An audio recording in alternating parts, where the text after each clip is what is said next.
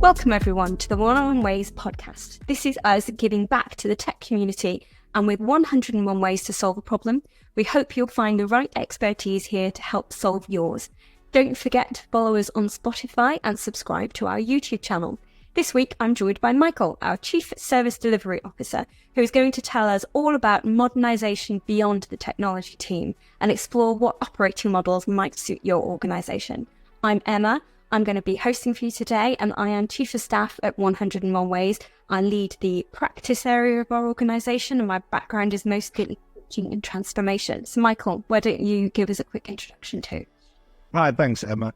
Michael, I am the Chief Service Delivery Officer here at 101 Ways. I've been with the organisation for over 7 years. Started out as a head of delivery, moved through multiple different versions of my career. I've been a consultant for about 7 years now, primarily here at 101 Ways, overseeing most of the engagements that we do, so ensuring that we're delivering the outcomes to our clients as they've been described. I come from a long background of technology and delivery. I've worked at organizations like Sky, ITV, spent some time at GDS, the Government Digital Services, exploring what delivery at scale looks like. So, I mean, if you can imagine the largest agile organization possible, and then you throw that over government, that's pretty much what we were doing there. So that was super interesting. All the way along, just being invited into businesses and being into parts of organizations that you don't really get a chance to see as a permanent member of staff or as a contractor. So as a consultant, you get a really nice glimpse into what organizations look like and how they operate from the background. Awesome, thank you. Okay, so we are following a theme this quarter all around modernisation. Episode 1, we dug straight into the technology side of that. What does that mean for your tech particularly? Episode 2, we learned more into the roles and responsibilities and what modern roles there are today and how that can impact the way that you work. So today we're talking operating models particularly. So broad question to start with. What does that even mean? What do we mean by operating models in our org? It's a really interesting one, because I think it's something that's come about mostly organically in the past. So organizations have structured themselves around business units or around, sort of financial hubs or cost centers or whatever it is.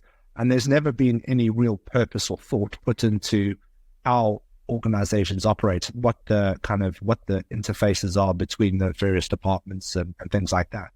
And one of the things that we've seen come up recently, and this is very much off a bunch of different fads that have gone through the market, is what they call a target operating model. So they take this aspirational view of how they want the organization to operate, and then they try and create processes and procedures to make sure that they operate in that way to sort of optimize the organization, if you will.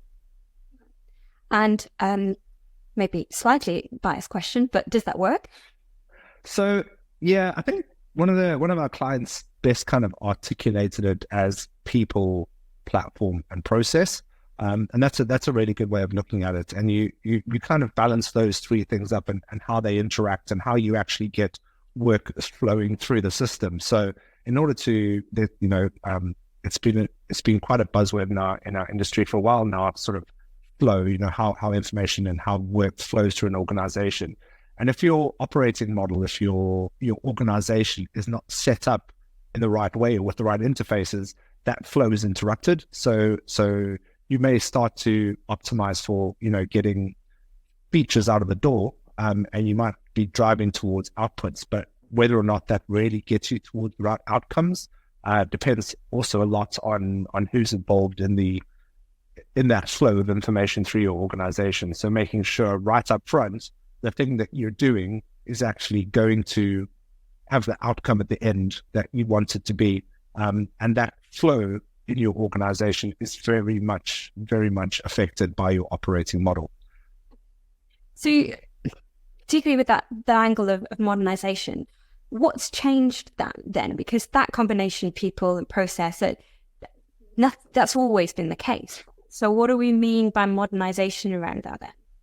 So I think this is we saw it very, very early on in the industry when we talked about test shifting left, right? It was about getting getting more people involved in all aspects of delivery of software and delivery of value. So in kind of the lean principle of optimizing the whole, it was very often you would have someone who would do all the planning, someone would come up with a strategy, then someone would do all the planning, then someone would come and do all the building, and then someone come do all the testing. And then, so what happens with an operating model is you say, actually, who are the people we need up front, and what are the organizations we need involved in those early discussions, and create an operating process that involves them in those discussions. So they aren't given a solution that's already baked and gone, here we go and host this or go and test this. They're involved in the how are we going to test this? How are we going to host this? Those conversations that happen early on. But historically, as I say, because the way organizations have been set up, you would have your sort of your sysadmins, right? And they would be the ones who would eventually be responsible for giving users access to a system, but they weren't consulted in the very beginning about what the system is going to look like, what it's going to do. So they were very late to the conversation. And kind of, as I say, testing's been one of the real hotspots in our industry for a while, in terms of testing have been pushing to be involved, left in the process. They've been wanting to be involved, and because they were part of a testing organization that existed at the end of a process, they were very much latecomers to the party when it came to understanding what it was that the product was trying to do. I like that balance, the idea of people, is it people, process and culture is kind of that balance. Do you think that, and do you see organizations over-index on one or the other, really? Yeah, and it very much comes down to who's running the organizations. And it's one of those where if you have someone who's particularly people-focused, there'll be very much a people-focused organization, versus if you have, we see a lot of it in startup and scale-up world, where the person who founded and built the organization is actually the technologist. So a lot of their focus, a lot of where they put their stock in the company is actually in the platform itself. So they kind of almost optimize the organization to support the platform that they've created, rather than looking at that balance between actually what's the right level of people and process in order to support the platform in the right way. And that's why we talk about target operating models, because it's actually a really good way to step back and look at your operating model and say, are we doing this the right way? Like, have we got the right processes in place to make sure that the right interactions happen at the right time? And if you're in the platform, or you're in the processes, or in the people team, that you're only seeing your part of the system. You're not actually taking that step back and having a really holistic look at the whole organization and how it's operating.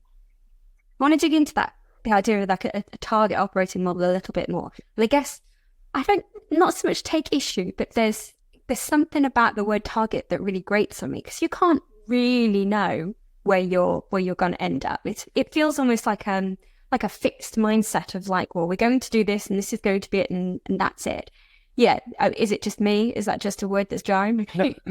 So the reason we say target operating model is because you kind of you set the target and you wrap it in a bunch of outcomes, or sort of key metrics that you want to hit, and you go into it with your eyes wide open that it is a target, but it's not a goal. So it's one of those where you're going in and going, actually, this is where we want to go, but that's not the outcome we go for. Actually, meeting that target operating model is not the goal. Optimizing our organization and having, regular check-ins, making sure that you come back and revisit that target operating model and say, is this still true of what we're driving for? And be happy to know that you're going to have to change that along the journey, but at least stepping back and saying, we've identified things that we could optimize for, start to change those processes, start to move people around. One of the things you and I have always kind of battled on is moving the work to the people, or the people to the work. In terms of a lot of organizations going, well, this is the way we've set up, therefore we have to define work, break it down into pieces, and give it to people in the way that they've already organized, rather than going, what's the most important thing? What thing is going to drive the most value? That's the work. Now, do we have the right people to come and actually do that work? And obviously, if you go to extreme ends of that scale, you end up with suboptimal sort of operating models. So what we try and do is find that balance about going, actually, what is the right shape of people and what is the right shape of processes, and if we were to now sort of do a future perspective, predict 12 months, 18 months into the future, and say, given we know what we need to do, what does the right organization with the right processes look like that would serve delivering that product or that, sort of SaaS solution or whatever the case may be. And then continue to revisit that and going, are we getting better? Are people feeling more empowered? Are we getting the throughput that we're expecting? Are we getting the outcomes that we're expecting? Are our people happier? Is our platform more stable? Are our processes actually driving towards what we were hoping they would? And if they are, great, do more of it. If they're not, stop, revisit that target operating model and say, do we have the right people in place? Do we have the right process in place? And is our platform moving the right way to get us to where we want to be as a business? You did just kind of touch on a few things there, but one thing I wanted to pick up is, okay, we can set, this is where we think we're going, and this is the way that we think we need to work, and what good will look like in the end to get us the right outcomes. And that idea of though adapting as you go and making sure that you're heading the right direction, is it working, is it not? That in itself requires a level of measurement then, and to understand if you're heading in the right direction or not.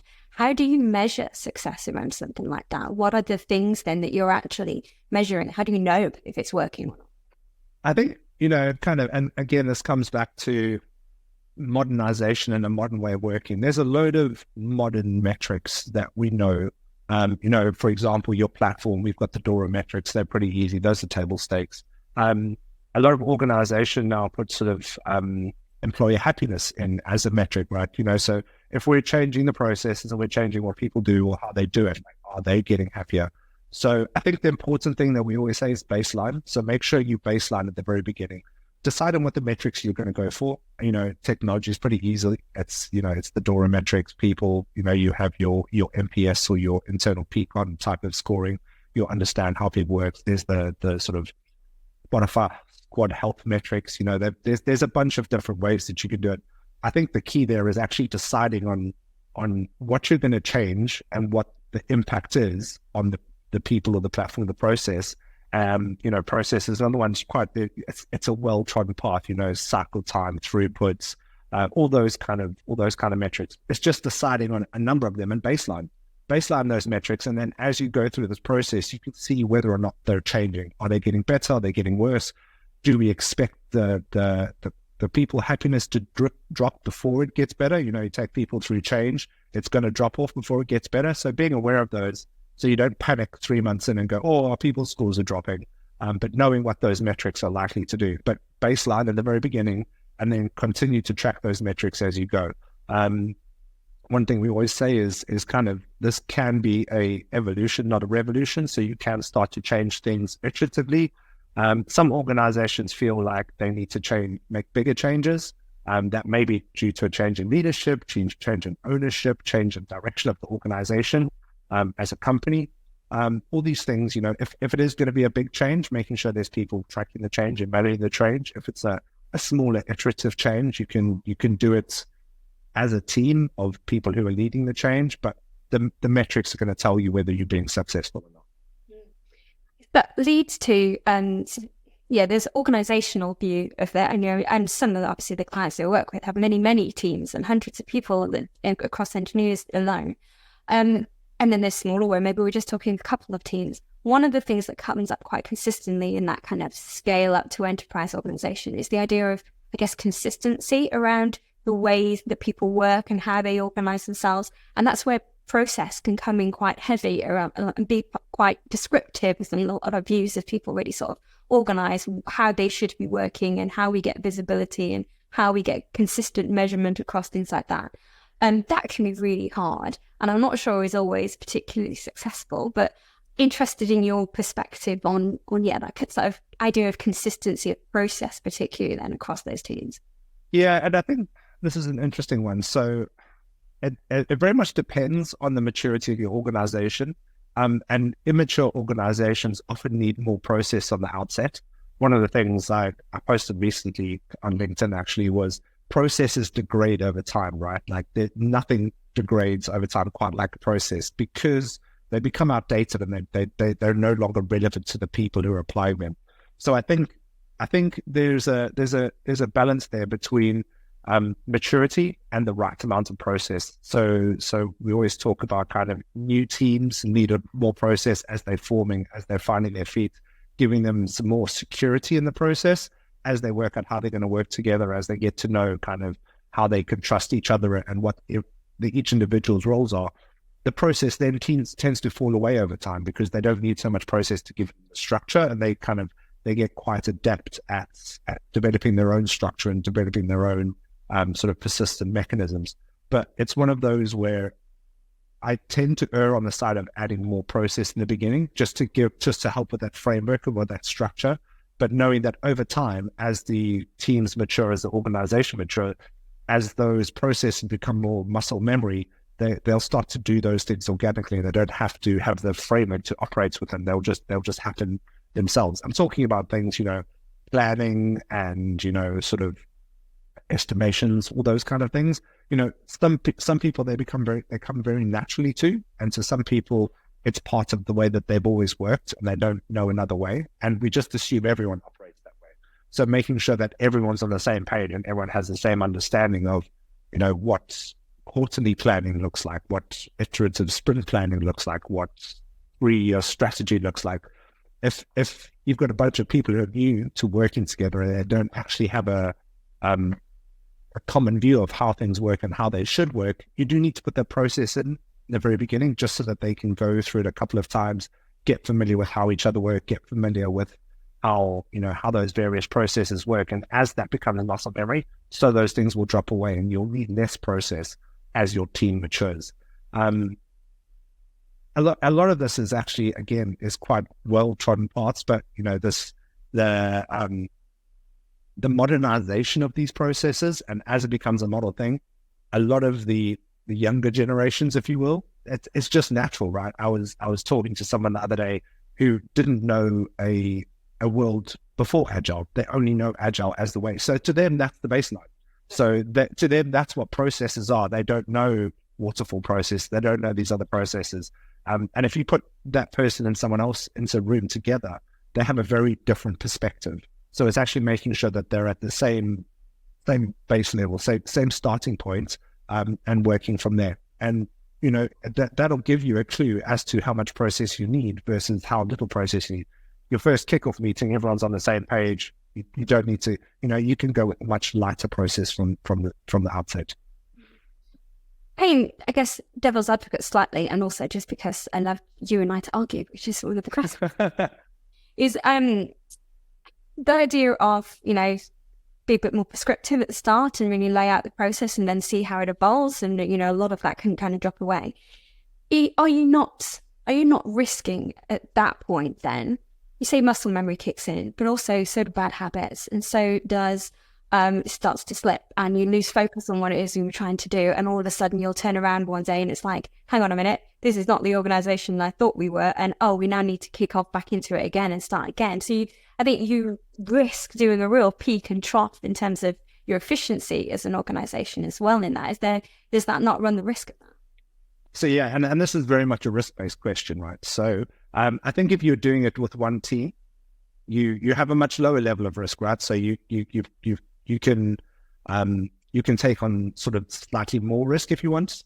Whereas if you're doing it to an entire organization, you need to have a much better idea of your risk. And if you change process or if you are prescriptive about something, it's going to have a much wider blast radius than if you're doing it with a single team. And a single team, you can correct that on a fairly local basis and a fairly frequent basis. If you're applying it to an entire organization, it's a much bigger undertaking. So you have to have a much better idea of kind of where you want to start and where you want to finish, and how many iterations you're going to go, and how often you're going to check in, and how much of that process you want to change in the beginning, because it's quite easy to undo it locally in a smaller team. It's very, very difficult to undo it when you broadcast it to 20, 40 engineering teams in order to roll back that process. So yeah, you have to be really purposeful about it. And that's why I say those sort of changes, they need a leadership team, right? You can't just they're not going to do it organically by themselves. And if they do, it's going to take a long time. A single individual making choices for everyone is pretty risky as well, right? You wouldn't want that. You would want a number of different perspectives and a number of different inputs, especially if you're now going across different departments as well, right? So if you're going to include marketing in the mix, you're going to include finance in the mix. If you're changing your operating model or kind of the way your teams work at that level, it's going to take a lot of collaboration and input in terms of how you want to change those processes and how much change you want to introduce at a time. One of the things I see quite often is, particularly at that leadership level on more enterprise-sized organisations, is almost a fear of letting go of the reins a little bit. That's, and this is how you end up with quite prescriptive processes around this is how all of our teams are going to work, and you must estimate in this way, you must stick to these cycles, and you must produce this documentation and hand off like this between teams, which can be quite frustrating as a team when you worked in it. But equally, I get the frustration from the other side of, well, we'll start out one way and then we'll just make it more optimal over here if we changed it. So we should really work in this way. That will suit us. And then 6 months later, you turn around and everybody is working completely different and they're talking a different language and there's no consistency across it. So one of the things I know that we talk about, and I'd be interested for you to try and explain a little bit more, is the idea of, I guess, guardrails rather than very fixed processes. So that people have some maneuverability within it and you understand how you can adapt to your particular local needs then. Yeah, and I think that's when we talk about these sort of things, we very often sort of set out with a bunch of principles. So it's like, what are the principles that we're going to use to guide us here? Sort of in terms of no organization is an island, if you will, and where you go. And this is where I've found the introduction of sort of domain teams become really, really interesting, because they're far less prescriptive, but they're far more reliant on those guardrails that you're describing there, right? And one of our directors, Grant, always talks about it. We need to make it really easy for them to make the right decisions in the teams, and whether that's a very high-level team or a very kind of low-level sort of granular team. But it's about actually making the right decisions at those levels. And if we put the right principles in place, then it allows sort of that to grow organically and for it not to become siloed and for us not to start breaking contracts between the departments, if you will. So when I say that, it's more around sort of the principles around collaboration, the principles around we're doing this for the betterment of the organization. We're not doing this to make the software team look better. We're not doing this to make the marketing team's life easier, right? We're doing this for the betterment of the organization. The principle is, either we're trying to increase revenue or we're trying to decrease costs, whatever the case, but it's about agreeing those as a collective leadership group and making it easier for the teams to make the right decisions. So you don't have an engineering team going off and doing a vanity project without including marketing or finance or sort of operations in what it is they're doing, because the principle of collaboration, the principle of making sure that we've checked in with anyone who's a stakeholder in this area to make sure we aren't off doing our own thing. I'd be really interested if you could share, I guess, a couple of examples of where it's worked really well, but equally where maybe it hasn't. And we've seen them, haven't we, where it's like, I have an idea and this is not how it worked out. So yeah, what kind of stories can you share that will inspire people to think, oh, it's not just me? Yeah, no, and this is really interesting, I think, because the first one that jumps to mind was a change in a really large organization. They had a change in leadership, and the leadership were really, really struggling to consolidate how in their understanding of how the different departments worked and what those departments were doing. So they were a sort of an end-to-end value chain. But it had been broken up into 3 different departments, and the leadership team had no idea about how work went in and out of those teams or how information flowed, and no one could really make it immediately obvious. And there was an outcome of actually sort of meeting economies of scale, but equally making the delivery of those 3 departments more transparent.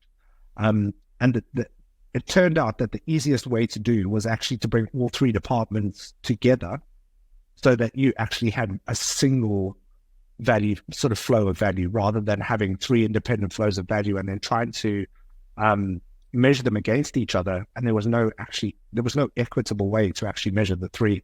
So the best thing to do at that point was saying, actually, we're not going to set this as our ultimate end state operating model. but our next operating model needs to be where those three organizations act as one, right? So we were able to move people around within a single organization to the most important thing to the business. And then once we've done that, we can then look at the flows. At that point, we can then decide whether that's the right time to break it out into domains, or break it out into regions, or break it out into geographies. But for them, it was very much we want to get to a point where we understand how the teams are working. We need them to be working in roughly the same way. And we also actually need to be able to understand the flow of value through the organization, because at the moment, it's kind of start into three different organizations. And that was really successful. So we helped them get into that single organization and get into a single. And then once they actually realized where a friction point had been previously, they were able to then optimize again more on a domain basis. So they were able to optimize around, previously they'd optimized, or they kind of organized themselves around the platforms. Once we brought those three platforms effectively together, they were able to then actually say, well, now that we can see the whole, now that we actually see it all together, we only actually need to split it into two domains, really, not three domains as it was previously.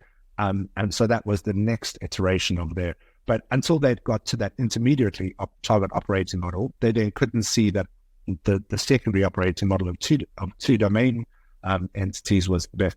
But if they had have just shot straight from the three business units to two domain entities, they would have missed the real bit in the middle, and they probably actually may have prematurely optimized into the what they thought was right. It wasn't until they got into that single entity that they could see where the opportunities were in order to move on to the second operating model. And that was like 600 or 700 engineers, right? So that wasn't an easy task. Just that first step probably took 12 months, getting from three business units to a single operating sort of entity. And there was all there was team level optimization. There was, there was sort of what they call tribes. So, 10 to 12 teams together in an area.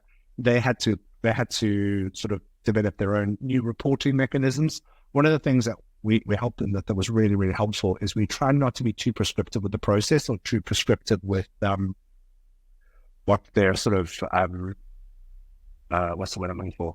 We didn't give them really strong governance, but what we did do was we gave them inputs and outputs. As a team, this is what you can expect as an input, and as an organization, this is what we expect as your output.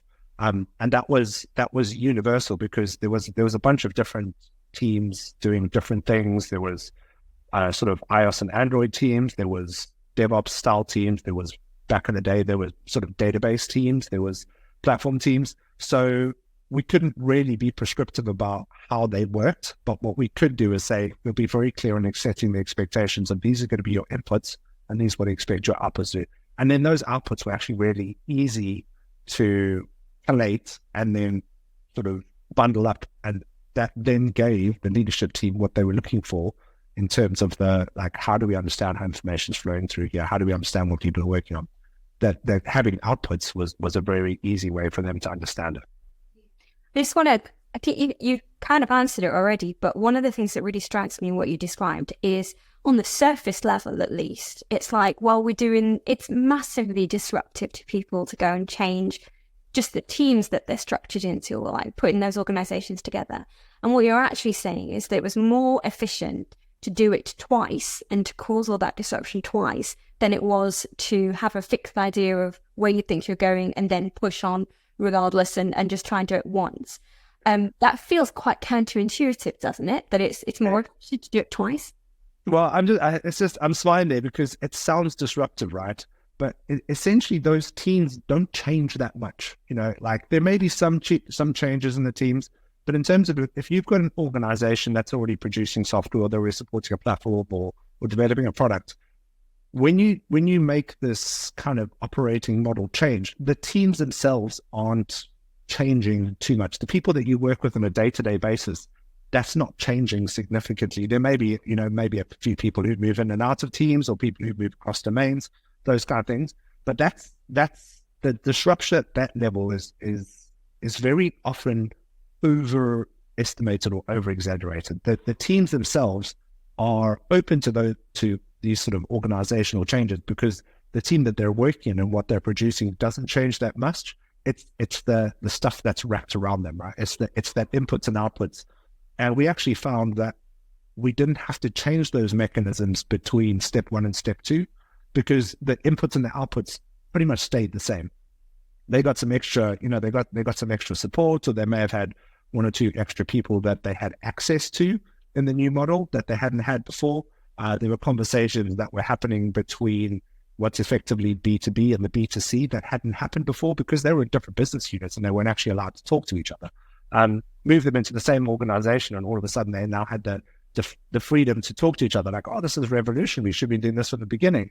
They were always there. They were just reporting it via a different business unit. So the disruption that happens, I find, is very often overestimated and over-exaggerated. The teams themselves, they may see 1 or 2 changes in terms of what they're being asked to do or what they're being asked to produce in terms of reporting and outputs, but that level of change is nowhere as near as the thinking that happens 2 or 3 layers above it. The thinking about how your C-suite or your execs or your directorate think about the business as a whole. The people in the teams, actually, they don't see as much of the change as you think they're going to.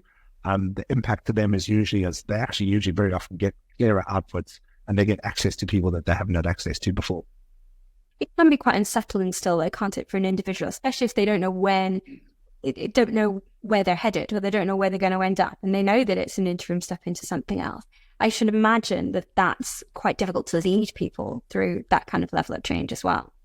And anytime you bring up that word change, people immediately get worried or concerned. And it was interesting because you asked where we've seen it successfully versus unsuccessfully. Where we've seen it unsuccessful is where there's constant change. People need time to accept the change, adopt the change, and develop a way of working. Because if you change and then you change again in a couple months and change again in a couple months, then the only constant is change. People aren't seeing the ability to actually settle down, develop a way of working, and then go, actually, let's have a look at what we're doing now. And have we made it better? Have we not made it better? Have we optimized? Have we not optimized it?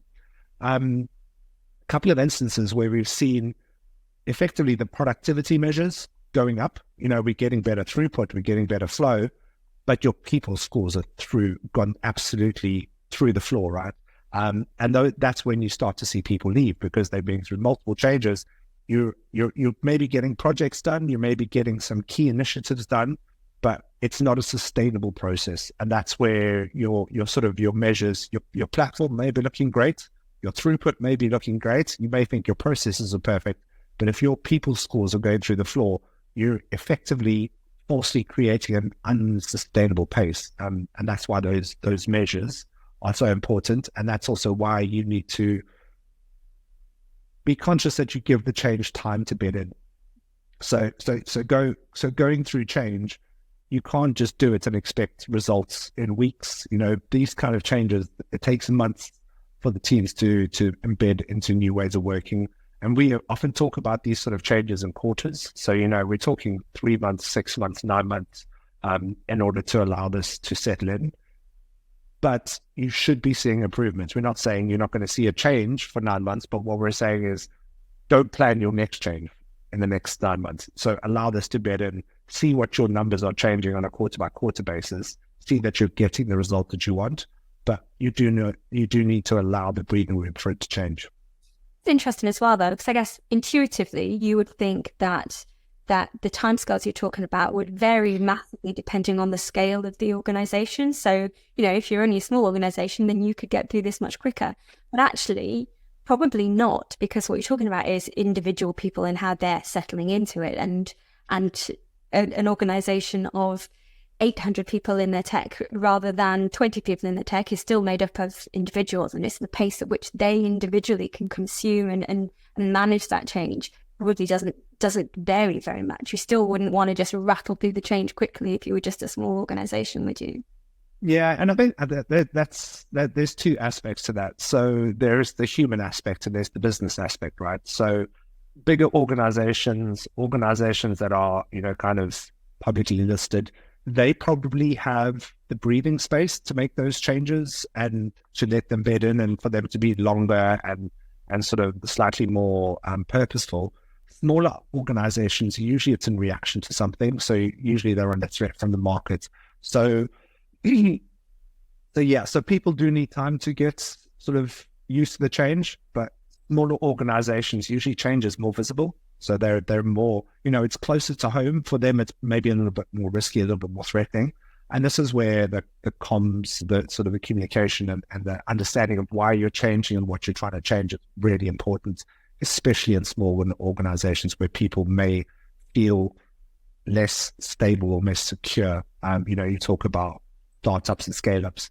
They're quite used to that sort of like, we've got to do this to get our next round of funding, or we've got to do this because, it's affecting our revenue, and revenue directly affects whether or not we're kind of, we're going to make the next 12 months. So I think there's a number of factors that you need to take into consideration here. But yes, the human factor is the one that you've got to keep your closest eye on, because if they don't understand why they're changing, or they don't believe in the change itself, they may just vote with their feet. So if there is. What about practical advice and steps then? So someone listening to this now, watching it back, will think, okay, I recognize it. I know we're in a mess. I know I need to change something. I know I should probably do it thinking about this stuff. How do they get started? What do they do?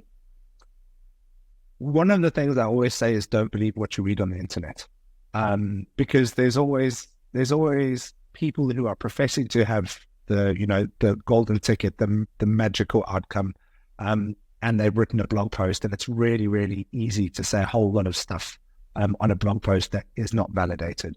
So if you're thinking of going through a change like this, if you're thinking of doing this sort of change, talk to other people that have been through it before, right? Learn from their mistakes, learn the things that worked and the things that didn't work for them. Equally, if you're an organization that's going through change and you're growing and you need to change your operational model because of growth, go and speak to organizations that are already that size. Don't talk to other organizations that are the same size as you now, because you're not going to get what you look like in 3 to 4 years' time. As well as organizations that have multiple layers of leadership. So one of the things that we often see is we hear about leadership at multiple levels where they've tried to make this change and they've not. It's been unsuccessful because of sort of what we call sort of stratospheres. People that are making change at a very high level don't understand how it impacts people. So if you are making a change in a big organization, finding big organizations that have gone through this before and understand how they handled it. There's a really, really broad sort of market out there at the moment, both from terms of platform and engineering teams, but people teams as well. There's a lot of people teams that have gone through these sort of changes before, and you can learn from them. Great. Thanks very much, Michael. I think we're going to have to wrap it up there. That was really good. And we didn't argue about anything. I don't think we disagreed about it. I think you were very well behaved, Emma. I'm sure there were many times you wanted to disagree with me. I'm sure there'll be lots of things for us to disagree about in the future, maybe on the next one. So if anybody does have a burning topic that you just really need to get off your chest, why don't you come and join us on the podcast too? And you can come and talk to me about it. We love to have lots of guest speakers too. Don't forget to follow us on Spotify and subscribe to the YouTube channel. And we look forward to seeing you next time on the 101 Ways podcast. Thanks very much, Michael. Say goodbye. Thanks. Bye.